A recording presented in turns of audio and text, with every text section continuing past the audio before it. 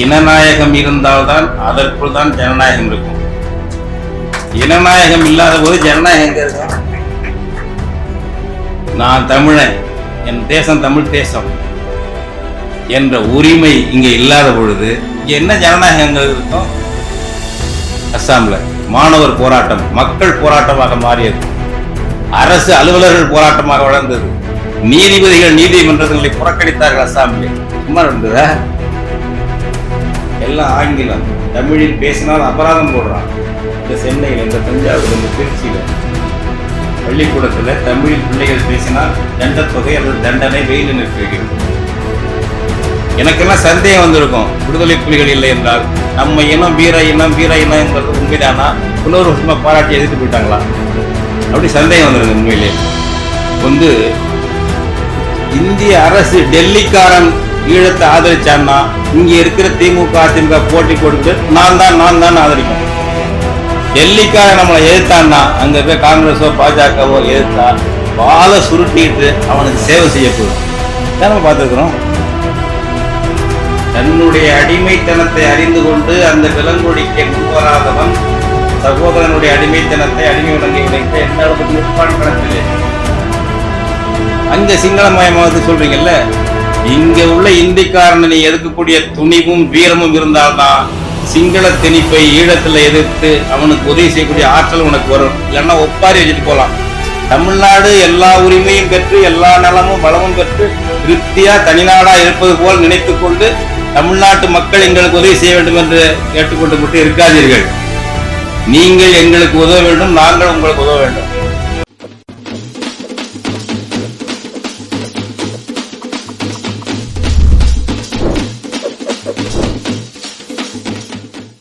ஆண்டகை என்ற இந்த நூலை ஐயா வில்சன் ராஜேந்திரன் அவர்கள் ஆக்கம் செய்துள்ளார்கள். இந்த நூல் வெளியீட்டு விழாவிற்கு தலைமையேற்றிருக்கும் அன்பு தம்பி மணிகண்டன் அவர்களே, இங்கே கலந்து கொண்டு சிறப்பாக உரையாற்ற இருக்கும் நம்முடைய திருச்சி வேலுச்சாமி ஐயா அவர்களே, அவர் காங்கிரஸ்காரராக இருந்தாலும் நம்முடைய தமிழீழ விடுதலை போராட்டத்தில் தொடர்ந்து நம் பக்கம் இருக்கக்கூடியவர். அந்த வகையில் சிறப்பாக அவரை அழைத்திருக்கிறார்கள்.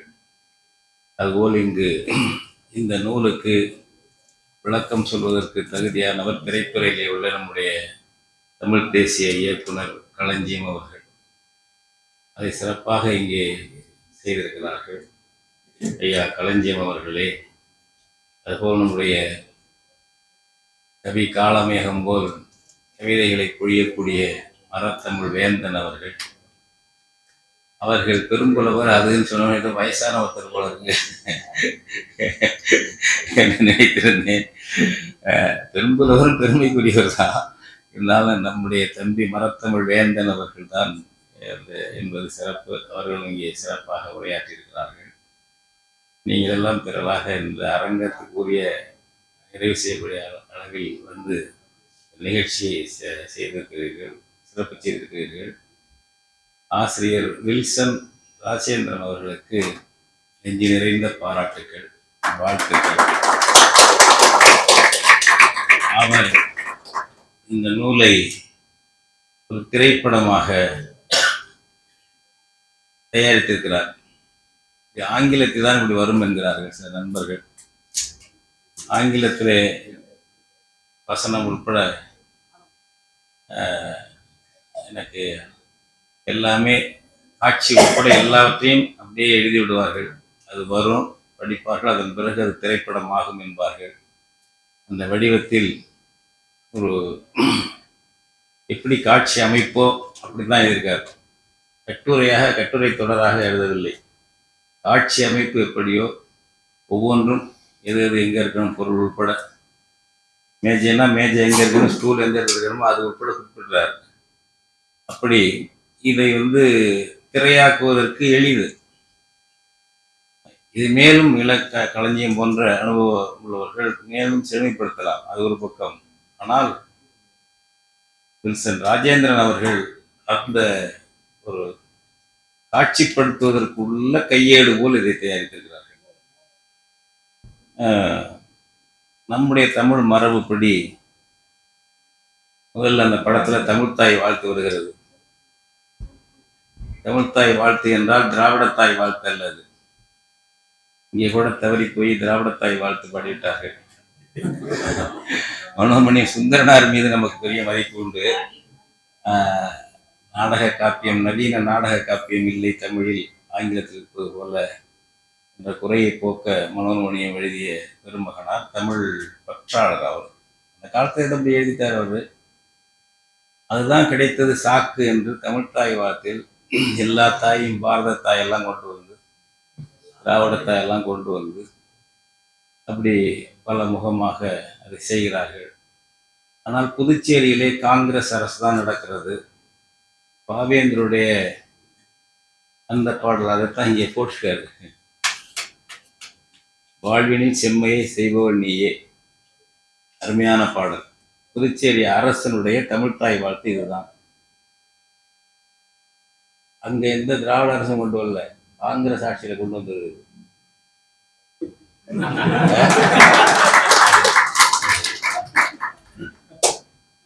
இன்னைக்கு அதுதான். அங்க நாங்கள் தமிழ் தேசிய பேரியக்கத்தில் எங்கள் நிகழ்ச்சியில தமிழ்த்தாய் வாழ்த்தா இதைத்தான் பாடுவோம்.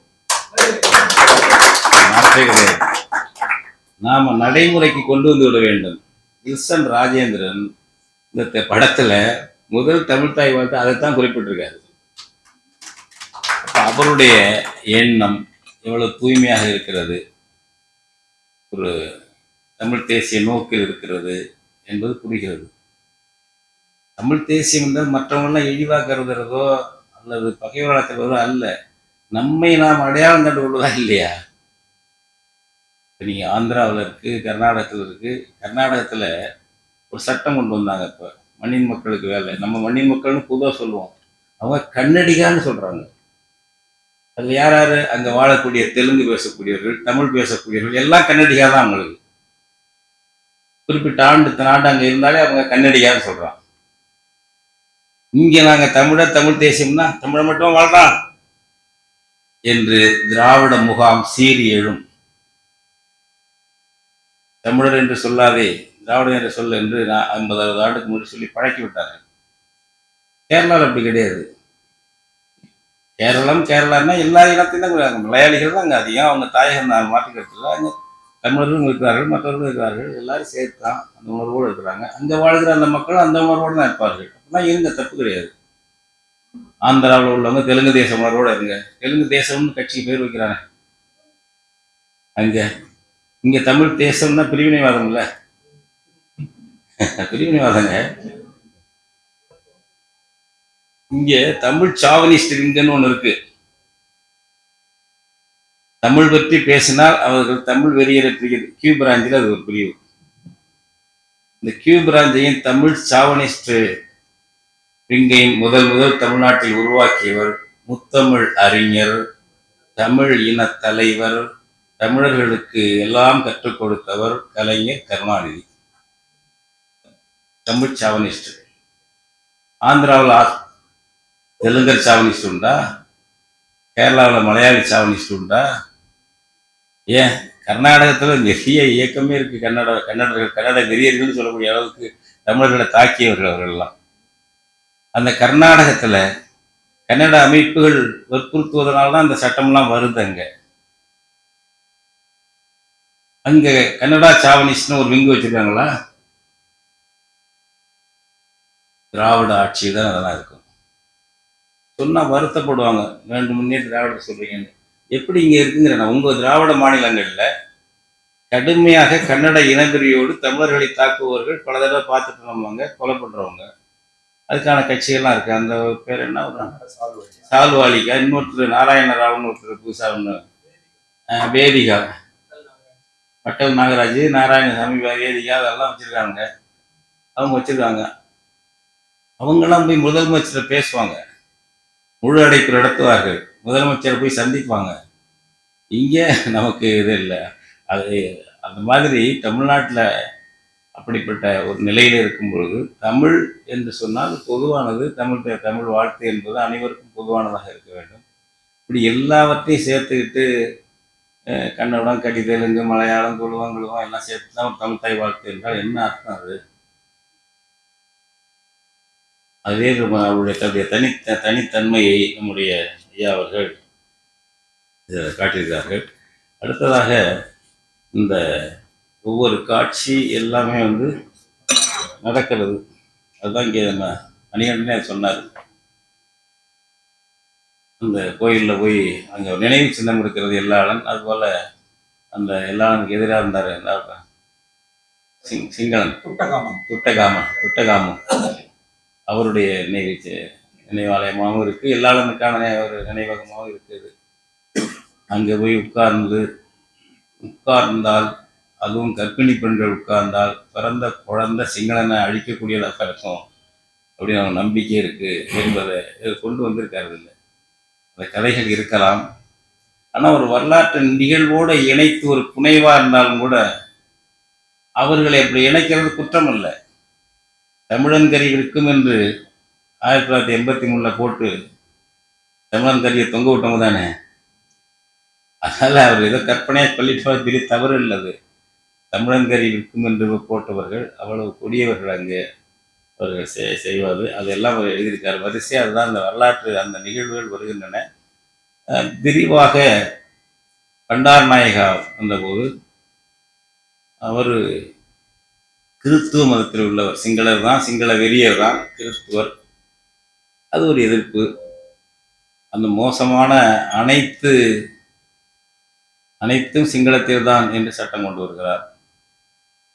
அதை எடுத்து தமிழறிஞர்கள் அன்னைக்கு இருந்த நம்ம தமிழறிஞர்கள், பெருமக்கள், அமைப்புகள் எல்லாம் போராடுகிறார்கள். ஒரு திருத்தம் வருது. வடக்கு கிழக்கு மாநிலங்களை தவிர அனைத்தும் சிங்களம்தான். அதை எடுத்து சிங்களம் போராடும் பொழுது நம்மை இனப்படுகொலை செய்வதையெல்லாம் நல்லா எழுதார். எவ்வளவு இனப்படுகொலை அப்பொழுது நடக்கிறது. தொடர்ந்து அவ்வப்பொழுது இனப்படுகொலை செய்து கொண்டுதான் இருக்கிறார்கள் அவர்கள்.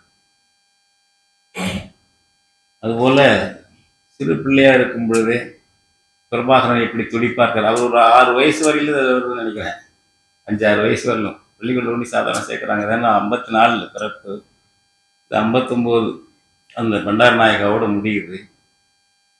பள்ளிக்கூடத்தில் கொண்டு விட்டு பள்ளிக்கூடத்துலேருந்து அழைச்சிக்கிட்டு வர்றது, துடுக்காக பிரபாகரன் பேசுறது, அந்த என்ன முந்திரி பருப்பு, அது என்னங்க அது முந்திரி பருப்பு வாங்கிட்டு வாங்க, ராத்தல். இப்போ உள்ள தலைமுறைக்கு தெரியாது ராத்தல்ங்கிறது. இப்போல்லாம் கிலோ கணக்கு இல்லை, இந்த ராத்தல், அரை ராத்தல் என்ன வாங்கிட்டு வாங்கன்னு பிரபாகரன் சின்ன பிள்ளை அவங்க அப்பா வேலைக்கு போகிற சொல்கிறாரு. நேற்று வாங்கி கொடுத்தேன்னே. அவங்க அண்ணன் மனோகரன் சொல்கிறாப்புல, தம்பி எங்களுக்கெல்லாம் கொடுக்கலாம், அவனே சாப்பிட்டா, அரை ராத்திரமா சாப்பிட்டேன். ஆமாப்பா இன்னைக்கு அதான் அங்கே வாங்கிப்பாங்க. நடைமுறை யதார்த்தத்தோட அந்த மாதிரி அந்த குடும்ப உறவுகள், பிள்ளைகள், அவங்க அக்காக்களோட உள்ள உறவு, இதெல்லாம் சித்தரிக்கிறார். எல்லாம் வருது. டக்குன்னு என்ன ஏமாற்றம் வருதுன்னா, தொட முடியுது, இது குழந்தை பருவம் முடிவிட்டது, அடுத்து தொடரும். நம்ம படிச்சுக்கிட்டு போகும்போது கடைசி வரும் வருகிறது மாதிரி முதல் தோற்றம் அப்படின்னு நினச்சிட்டேன். அது ஒரு குறிப்பிட்ட அப்படி சொல்லும்போது அவ்வளோதான் முடியுது இந்த அளவு. இதை நம்ம இயக்குனர் கலைஞன் சொன்னது போல இந்த இணையதள திரைத்தொடராக எடுக்கணும், கொண்டு வரணும். பெரிய பட தயாரிப்பாளர் போக்குவரத்து பார்க்காம இதற்கும் சிறந்த ஒரு இயக்குனர் இருந்து தான் அதை எடுக்கணும், வல்லுண்டாயிருந்து தான் எடுக்கணும். இதற்கு தகுந்த கதாபாத்திரங்களை நம் மக்களிடம் தேர்வு செய்து எடுத்து வரணும். இது என்னன்னா, நமக்கு வரலாற்றை அறியாமல் இருப்பது அல்லது அலட்சியப்படுத்துவது என்பது தமிழினத்தினுடைய சாபக்கேடாக இருக்கிறது. அதுவும் தமிழ்நாட்டில் ரொம்ப மோசம். நம்முடைய வரலாறு போய் தெரிந்து கொள்ளாமல் இருப்பது. அரிஸ்டாட்டிலை படித்தேன், பிளேட்டோவை படித்தேன், சாக்ரட்டிஸை படித்தேன் என்பார்கள். ஆமாம், கணியன் பூங்குன்றனரை கற்றீர்களா, தொல்காப்பியத்தை படித்தீர்களா, அது பற்றிலாம் கவலை. சிலப்பதிகாரம் படிச்சிங்களா, எவ்வளவு சிறப்பான உலகத்தில் எங்கேயுமே இல்லாத அகத்திணை புறத்திணை என்றெல்லாம் வைத்திருந்தார்களே என்றெல்லாம் நம்முடைய வாழ்க்கை, நம்முடைய சங்ககால வாழ்வியல் நுட்பமாக சொல்லியிருக்கிறார். நம்முடைய இலக்கணங்கள், ஐந்திணை வாழ்வியல் எல்லாம் உலகத்தில் எந்த மொழியில எந்த மக்கள்கிட்ட இருக்குதெல்லாம். இதையெல்லாம் நாம் அறிந்து கொள்வதில்லை. நம்முடைய வரலாறை நமக்கு சரியா சொல்லித்தரப்படுவதில்லை. சொல்லித்தரப்படுவதெல்லாம் அலெக்சாண்டர் படையெடுத்து வந்தார், போரஸ் மன்னர் எதிர்த்து நின்றார், அப்புறம் மௌரியர் ஆட்சி, குப்தர் ஆட்சி, முகலாய ஆட்சி, வடநாட்டு ஆட்சி. இங்கே நம்ம ஆட்சியிலங்க சுருக்கமாக எங்கேயாவது போயிடும்.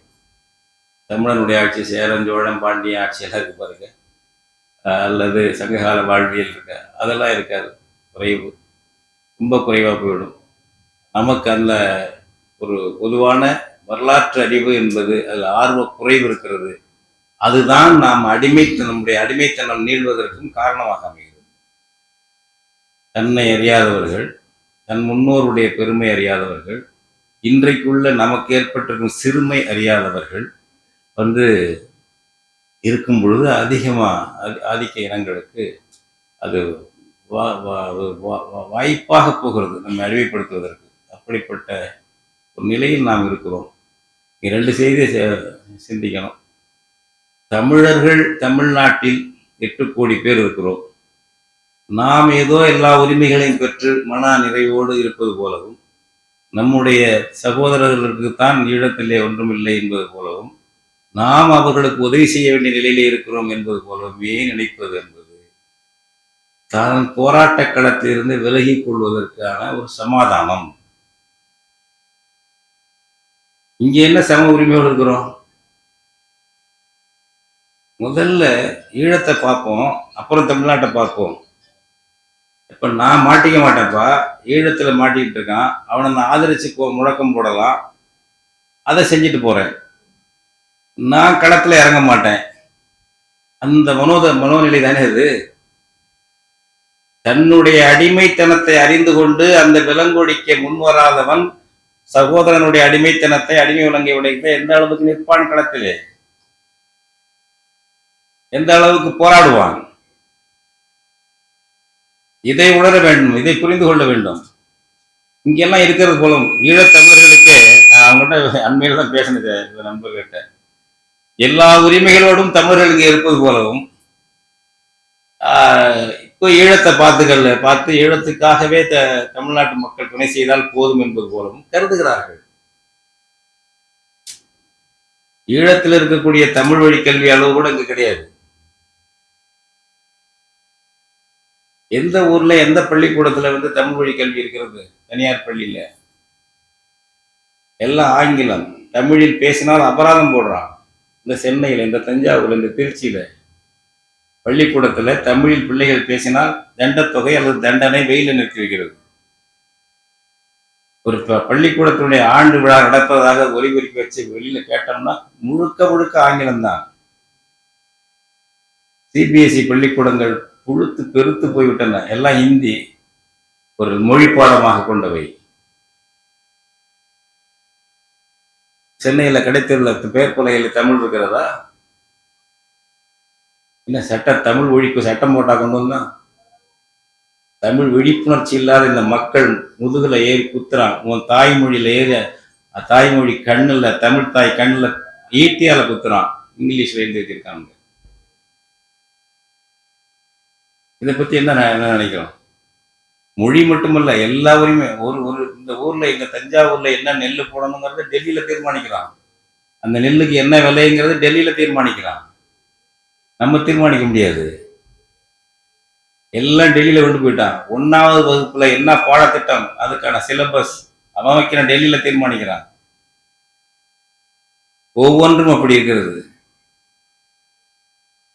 ஒவ்வொரு ஒரு தொடர் வண்டியெல்லாம் ஏற்கனவே என்னென்ன வண்டியெல்லாம் இருந்துச்சு, சோழன், சேரன், பாண்டியன், அது இதெல்லாம் இருந்துச்சு. இப்ப என்ன, வந்தே பாரத், வந்தே எல்லாம் ஹிந்தி தான். காங்கிரஸ் ஆட்சியில இப்பவும் காங்கிரஸ் குரல் கொடுங்க, இதையத்து குரல் கொடுங்க. நீராற்றல் துறை என்று வாட்டர் ரிசோர்ஸ் வச்சிருந்தாங்க ஏற்கனவே மத்திய அரசுல. நம்ம வந்து நீர்வளத்துறை நீராற்றுத்துறைன்னு சொல்லுவோம். அப்படி சொல்லக்கூடாதான். நீ தமிழ்ல எழுதினாலும் ஆங்கிலத்தில் எழுதினாலும் ஜல் சக்தின்னு தான் எழுதணும்.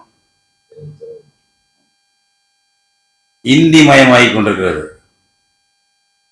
தமிழ்நாட்டுக்கு ஒரு உரிமை கிடையாது. இருக்கிற விற்பனை எடுத்து ஜிஎஸ்டி கொண்டு போயிட்டாங்க. நம்ம பிள்ளைகளுக்கு தேர்வு தான் அவன் நீட் அங்க தீர்மானம் பண்ணி ஒரு நீட் கொண்டு வந்தா எல்லாத்தையும் கொண்டு வர போறான். எங்க பார்த்தாலும் இந்திக்காரன் தான், எங்க பார்த்தாலும் இந்திக்காரன். வடக்கு கிழக்கு மாநிலங்களிலே சிங்களமயமாக்கினார்கள் என்று இங்க பேசுறேன் தமிழன் தமிழச்சி. உன் ஊர்ல இந்தி மயமாகிட்டு இருக்க.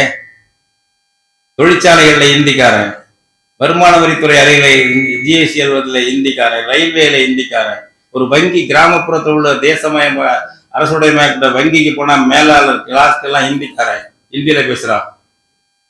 நம்ம பிள்ளைகள் ஒரு வங்கி தேர்வு எழுதலையா? வங்கி தேர்வு கூட தகுதி இல்லாத பிள்ளைகள் எல்லாம் அவங்களுக்கு தெரியுது. நான் என்ன சொல்றேன், அதை எதிர்க்கணும், போராடணும். ஆனா எல்லா உரிமையோடு இருப்பது போல உன்னுடைய பட்டிக்காட்டுல, எங்க ஊர் பட்டிக்காடு செங்கிப்பட்டியில உள்ள இந்தியன் ஓவர்சீஸ் பேங்க்ல மேனேஜர் ஹிந்திக்காரன். பல ஊர்கள்ல அங்க சிங்களமயமாவது சொல்றீங்கல்ல. இங்க உள்ள இந்திக்காரனை நீ எதிர்க்கக்கூடிய துணிவும் வீரமும் இருந்தால்தான் சிங்கள திணிப்பை ஈழத்துல எதிர்த்து அவனுக்கு உதவி செய்யக்கூடிய ஆற்றல் உனக்கு வரும். இல்லைன்னா ஒப்பாரி வச்சுட்டு போலாம். ஒலிபரிக்கு அனுமதி கொடுத்தால் ஒப்பாரி வைக்கலாம். எங்கள் இனம் அப்படி கிடக்கு அப்படி கிடக்குன்னு அவனுக்கு போராடுறதுக்கு சிறைக்கு நாங்கெல்லாம் பல சிறைக்கு போனவங்க ஈழத்துக்காக. கலைஞர் கருணாநிதி ஆட்சியிலையும் சிறைக்கு போனவங்க, ஜெயலலிதா ஆட்சியிலையும் சிறைக்கு போனவங்க. பிரபாகரன் பேரை சொல்லக்கூடாதுன்னு சொல்லணும்னு சொன்னோம். ராஜீவ்காந்தி கொலையை பற்றி எங்களுக்கு மாற்று கருத்து இருந்தா கூட என்னடா குற்றம்னு கேட்டோம். அந்த பொண்ணு, அந்த பேர் என்ன, அந்த பொண்ணு தனு வந்து அங்க நின்று போயிட்டா. எங்க கண்ணகின்னா என்ன பண்ணிப்பா தெரியுமா? மதுரையும் எரிச்சா சேர்த்து டெல்லி பட்டணத்தை எரிச்சிருப்பா அப்படின்னு பேசுறானா ஞாபகம் வச்சுக்கோங்க. அந்த காலத்துல எங்க இனத்தை அழிக்கும் பொழுது அந்த நபரை கொண்டுட்டான்னு ஆத்திரப்படுறீங்களா? எங்க பரம்பரை என்ன தெரியுமா? மன்னன் எங்க பாண்டியன் தப்பு பண்ணான், அவனை சாகடிச்சது மட்டுமல்ல மதுரையை எரிச்சா. அமைதிப்படை அனுப்பி எங்க மக்களை பல்லாயிரக்கணக்கில் படுகொலை செய்த ஒரு நபரை அதுக்கு பதிலடி கொடுக்கறதுக்கு அவரை தீர்த்து கட்டினா பத்தாதுப்பா, டெல்லி பட்டணத்தையே எரிச்சிருப்பா எங்க தமிழை சேர்ந்திருந்தாலும். எங்க மரபு அதுன்னு பேசினேன். ஆனால் எங்களுடைய கொள்கைப்படி அப்படி ஒரு அரசியல் தலைவரை கொலை செய்வது நமக்கு எதிரான முடியும், அது கூடாது என்பதுதான். இன்னைக்கும் அதுதான், மாற்றுக்கிறது இல்லை. ஆனால் நீ தடை போடுறியா, போடு, ஜெயில எங்களை போடு. அப்படி போனவங்க அந்த நிலையில தான் நாங்கெல்லாம் பேசுறோம். தமிழ்நாட்டு உரிமைக்கு குரல் கொடுக்க முடியாதவர்கள், வராதவர்கள், களத்துக்கு வராதவர்கள் ஈழத்துக்காக குரல் கொடுப்பது என்பது அது ஒரு போலித்தனமா தெரியலையா? அதாவது கொடுக்குறாங்களேன்னு மகிழ்ச்சி அடையும், அது வேற விஷயம். ஆனா உண்மையா நிக்க முடியாது இல்ல. ஒரு போராட்டம் அதுக்காக சிறைக்கு போயிடுவாங்களா? எவ்வளவு பேர் போயிடுவாங்க நம்ம தோழர்கள், நம்ம மக்கள். அந்த போர்க்குணமே குறைஞ்சிட்டு வருது நம்மகிட்ட. அதை உருவாக்க வேண்டும். பிரபாகரனை படிக்கிறோம், பேசுறோம், பாராட்டுறோம்னா நாம அவரிடமிருந்து தமிழ்நாட்டுக்கு ஏற்ற வகையில் அல்லது நம்மளுடைய நீதிக்காக, அறத்துக்காக போராடக்கூடிய போர்க்குணத்தை பெற வேண்டும். அவருடைய போர்க்குணத்தை பெறுவதற்கு நாம் முயற்சி செய்யாமல் அல்லது அந்த அளவுக்கு வளர்ச்சி இல்லாமல் அதிகமாக பாராட்டுவது என்ன அர்த்தம்? வரலாற்றில் புகழ் பெற்றவர்களை பின்பற்ற முடியாதவர்கள் அதிகமாக புகழ்வார்கள் என்று ஒரு பழமொழி இருக்கிறது. அதிகமாக புகழ்வது. அவரை பின்பற்ற மாட்டாரு. அவர் என்ன, அதை அப்படியே நீ காப்பீடிக்க வேண்டியதில்லை. நாங்க ஒரு போராட்டம் நடத்துறோம், ஒரு மாதம் சிறைக்கு போக தயாராகி வரக்கூடிய ஆள் எத்தனை பேர்? நம்ம போராட்டங்கள்ல ஒரு மாதம் சிறை, ஒரு வாரம் சிறை, அதுக்கு கூட தயாரா இல்லை. பிரபாகரனை பற்றி புகழ்ந்து பேசணும் என்ன அர்த்தம்? உடம்புல சைனைடு கட்டிக்கிட்டு போய் ஆணும் பெண்ணு நின்று வரிசையில தலைவர்கிட்ட நேரம் கேட்டுச்சு. தலைவர் பாருன்னு எனக்கு நேரம் கொடுக்கல. நாங்கெல்லாம் போய் அப்பெல்லாம் வெளிநாடுகள்ல மாவீரர் நாடுகள்ல பேசியவர்கள் எல்லாம். நம்ம இனம் தானே அது. நாங்கள் பெருமைப்படுவதெல்லாம் என்ன? இந்த இனம் வீரமற்ற இனம், அடிமைத்தனமான இனம், கோழைத்தனமான இனம் என்று சொல்லக்கூடிய அளவுக்கு நம்முடைய நிலை படுமோசமாக போன பொழுதுதான் பிரபாகரன் எழுந்தார், விடுதலை புலிகள் எழுந்தார்கள். காரிருளால் சூரியன் தான் மறைவதுண்டு பாவேந்தர் பாடினார். காரிருளால் சூரியன் தான் மறைவதுண்டோ, கரை சேற்றால் தாமரையின் வாசம் போமோ, பேரதிர்ப்பால் உண்மைதான் இன்மையாமோ, பேர் சூழ்ச்சி செந்தமிழை அழிப்பதுண்டோ, அப்படி என்று வீரர்கள் கிளம்புவார்கள் என்று பாவேந்தர் அந்த காலத்தில் எழுதினார். அப்படி கிளம்பிச்சு எங்கள் இனம் அதனுடைய மரபணு இதோ பார், கரிகால் பெருவளத்தான் மரபணு வைப்பார், பாண்டியன் நெடுஞ்செழியனுடைய மரபணு வைப்பார், ராஜேந்திர சோழனுடைய இக்கால வாரிசைப்பார், பிரபாகரனாக விடுதலை புலிகளாக ஆண்களும் பெண்களும் எழுந்து நிற்கிறார்கள் என்று சொன்னோம். நம்பிக்கை போட்டோம். வெற்று புகழ்ச்சி அல்ல, உண்மை அது. எனக்கெல்லாம் சந்தேகம் வந்திருக்கும், விடுதலை புலிகள் இல்லை என்றால் நம்ம இனம் வீர இனங்கிறது உண்மைதானா, புலவர் சும்மா பாராட்டி எதிர்த்து போயிட்டாங்களா, அப்படி சந்தேகம் வந்துருங்க. உண்மையிலே நான் இந்த வியட்நாம் போர் நடக்கும் போதெல்லாம் மாணவனா இருந்து அதன் மீது அக்கறை செலுத்தியவன். வியட்நாமில் போராட்டம் வருது, அமெரிக்காவே அடிக்கிறாங்க, கடிகரங்க அடிக்கிறாங்க, பெரிய அளவு நம்ம இனம் வீர இனம் இல்லையோ என்றெல்லாம் சந்தேகம் வந்தது. அவர்களை எல்லாம் விட விஞ்சிய வீரர்கள் நாங்கள் என்பது நிலைநாட்டி காட்டியவர்கள் விடுதலை புலிகள், ஈழத் தமிழர்கள். அதை பேசுறோம்னா அதை பேசி அவர்கள் முதுகுக்கு பின்னால் ஒளிந்து கொள்வதற்கு அல்ல, வீரர்களை புகழ்வது அவர்களுடைய முதுகுக்கு பின்னால் ஒளிந்து கொள்வதற்கு அல்ல. நாங்களும் வீரம்தான் பிரபாகரன் முதுகுக்கு பின்னால் பேசக்கூடாது. நமக்கான போராட்டம், நம்ம மக்கள் திரள் போராட்டம், தமிழ்நாட்டுக்கு நாங்கள் சொல்கிறோம் கெரில்லா போராட்டம் இங்கே விடுபடாது. எங்களுடைய கருத்து ஏத்துக்கிறவங்க ஏத்துக்க போங்க. இங்கே ஆயுத போராட்டம் விடுபடாது. மக்கள் திரள் போராட்டம், அறப்போராட்டம், வெகு மக்கள் போராட்டம். எத்தனை தான் ஜெயிலுக்கு போக தயாரா இருக்கணும். அரசு எந்திரத்தை நிறுத்த முடியும். மக்கள் போராட்டத்தின் மூலம் அரசு எந்திரத்தை செயல்படுத்தால் நிறுத்த முடியும். இந்தியாவை நிறுத்தியிருக்கிறார்கள். அஸ்ஸாமிலே வெளியார் அதிகமாக வந்து விட்டார்கள். அஸ்ஸாமிலே 79 வாக்குல இந்த போராட்டம் தொடங்குச்சு. மொரார்ஜி தேசாய் தலைமை அமைச்சர் இராணுவத்தை கொண்டு போனான். அவங்க திருப்பி ஆயுதத்தை எதுவும் பயன்படுத்தல. போராடுற மக்கள் ஆண்களும் பெண்களும் சாலையில் உட்கார்ந்தார்கள். சுட்டு கொன்னான். ரொம்ப பேரை சுட முடியவில்லை. ஆண்டு கணக்கில் நடந்தது. 10 ஆண்டுகள், கிட்டத்தட்ட ஒரு 5-6 ஆண்டு தொடர்ந்து நடந்தது. ராஜீவ்காந்தி தலைமை அமைச்சராக வந்த பிறகு அந்த மாணவர்களை கூப்பிட்டு பேசி ஒப்பந்தம் போட்டார். அவங்க கோரிக்கை ஏத்துக்கிட்டார். அவர்கள் 51க்கு பிறகு வந்தவங்களாம் அயலார்னாரு. ராஜீவ்காந்தி 71க்கு பிறகு வந்தவங்களாம் அயலார்னு போடு. 19 லட்சம் பேர் அயலார்னு அங்கேயே வச்சுக்கிறாங்க. கண்டுபிடிச்சு அஸ்ஸாம்ல மாணவர் போராட்டம் மக்கள் போராட்டமாக மாறியது. அரசு அலுவலர்கள் போராட்டமாக வளர்ந்தது.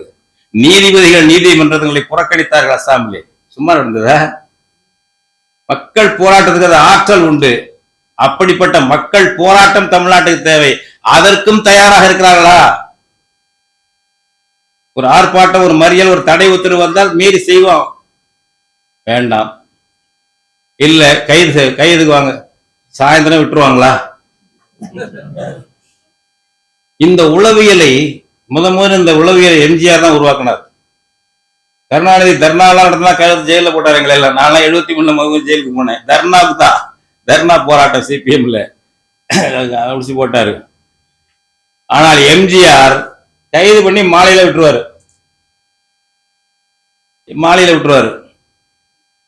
இப்படி போய் பழக்கமா போன பிறகு மாலையில விட்டுருவாங்களான்னு கேட்கக்கூடிய உளவியலை உண்டாக்கி விட்டார்கள்.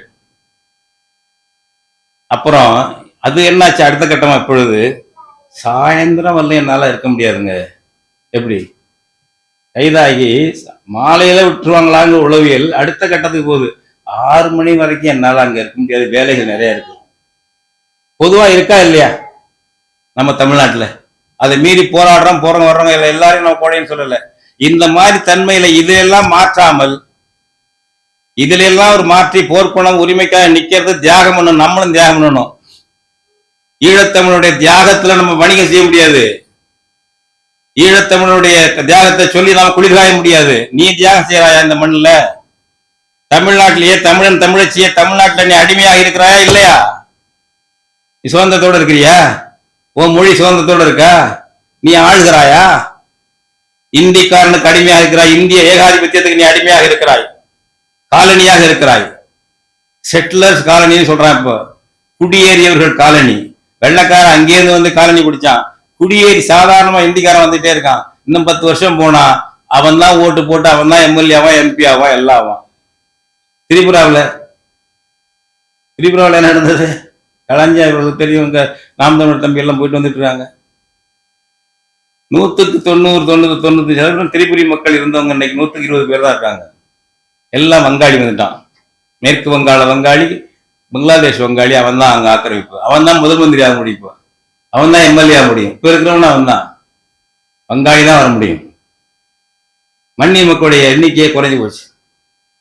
அந்த மாதிரி இன்னைக்கு புதியதாக நமக்கு நம்ம அடிமைத்தனமா இருக்கிறோம்.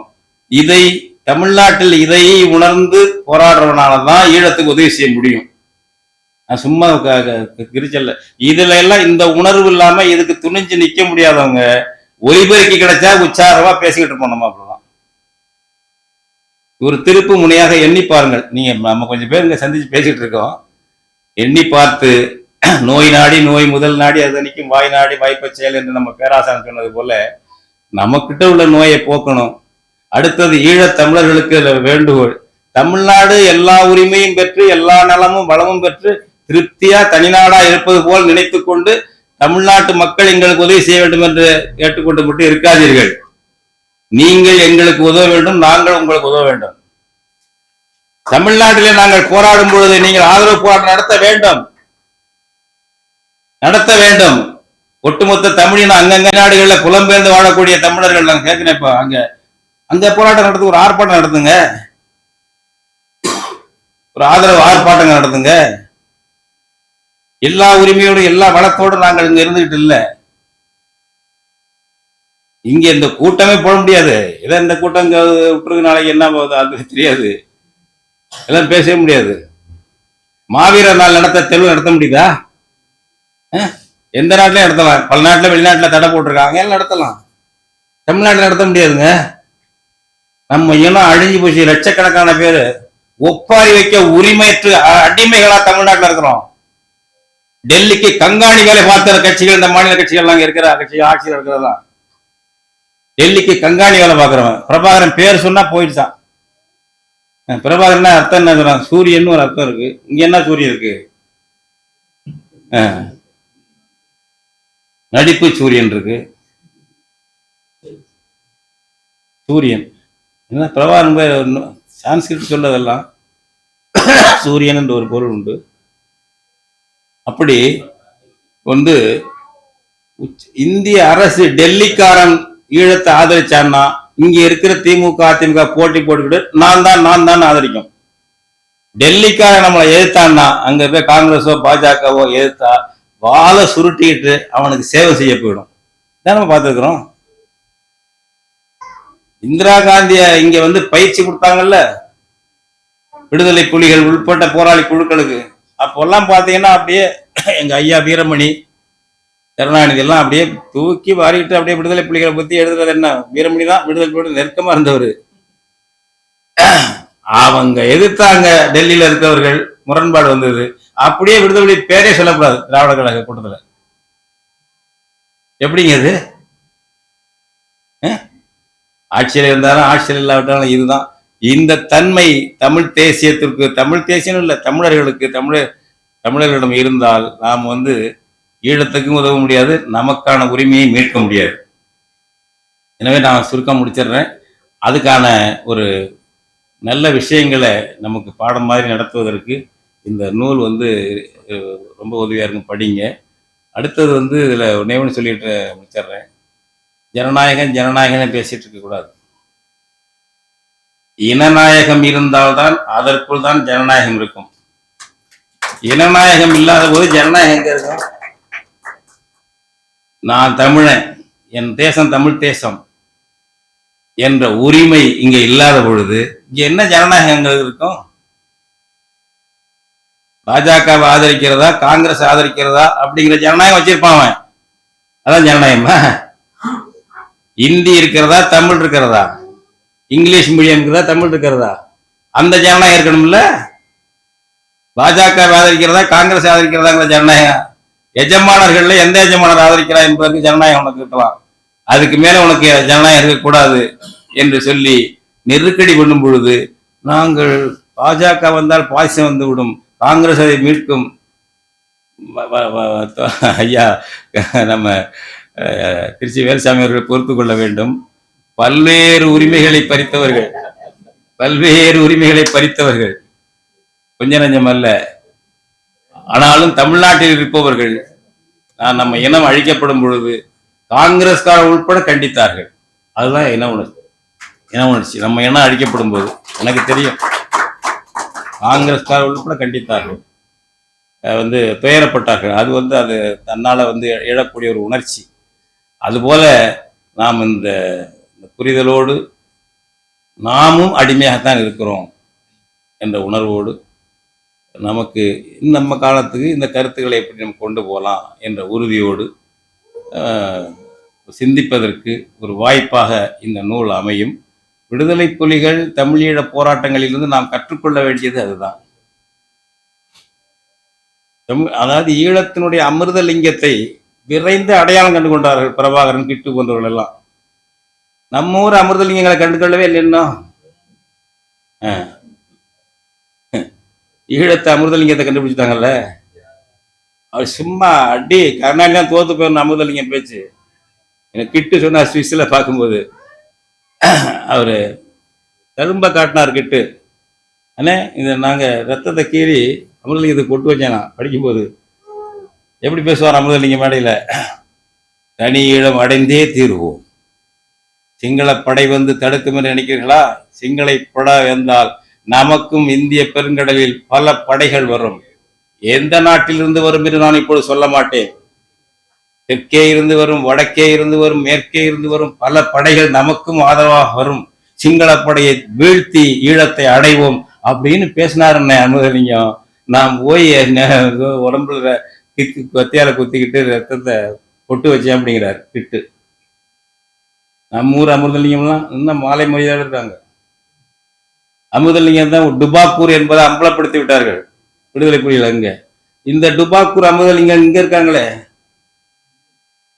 மாலை மரியாதையோட புரட்சி பட்டத்தோட இருக்காங்க எல்லாம். அது எப்படி மேடையில் பேச அம்பலப்படுத்த முடியாது? செயலில் களத்தில் இறங்கி மாற்று திட்டங்களுக்கு போராடி, தமிழ்நாட்டு உரிமைகளுக்கு போராடி மக்கள் செல்வாக்கை ஈட்டும் பொழுதுதான் அவர்களெல்லாம் ஓரங்கட்டப்படுவார்கள். நாம் அதற்கு ஒரு போர்க்குணத்தை, மக்கள் திரள் போராட்டத்திற்கு உரிய போர்க்குணத்தை பெறுவதற்கு சின்ன பிள்ளையிலிருந்து பிரபாகரனுக்கு எப்படி அந்த போர்க்குணம் இருந்தது என்று தொடங்கி இருக்கிறார்கள். இந்த நூலும் இதற்கு அடுத்த நூல்களும் பயன்படும். இது ஒரு திரை காவியமாக வர வேண்டும். அதற்கு யார் யார் என்னென்ன உதவி செய்யணுமோ செய்யுங்கள். அப்படியெல்லாம் வரும்பொழுதுதான் நம்முடைய வரலாறு பதியப்படும், நம்முடைய பிள்ளைகளுக்கு உண்மை தெரியும், உணர்ச்சிகள் ஊட்டப்படும் என்று தெரிவித்துக் கொண்டு இந்த பணியை சிறப்பாக செய்த நம்முடைய எழுத்தாளர் வின்சென்ட் ராஜேந்திரன் அவர்களுக்கு நெஞ்சு நிறைந்த பாராட்டுகளை தெரிவித்து விடைபெறுகிறேன். நன்றி, வணக்கம். இவ்வாறான பல செய்திகளை, பல சிக்கல்களுக்கு விடை கிடைக்கக்கூடிய செய்திகளை தமிழர் கண்ணோட்டம் வலைவழியில் வெளிப்படுத்தி வருகிறோம். இது தற்சார்பாக செயல்படுவதற்கு நிதி தேவைப்படுகிறது.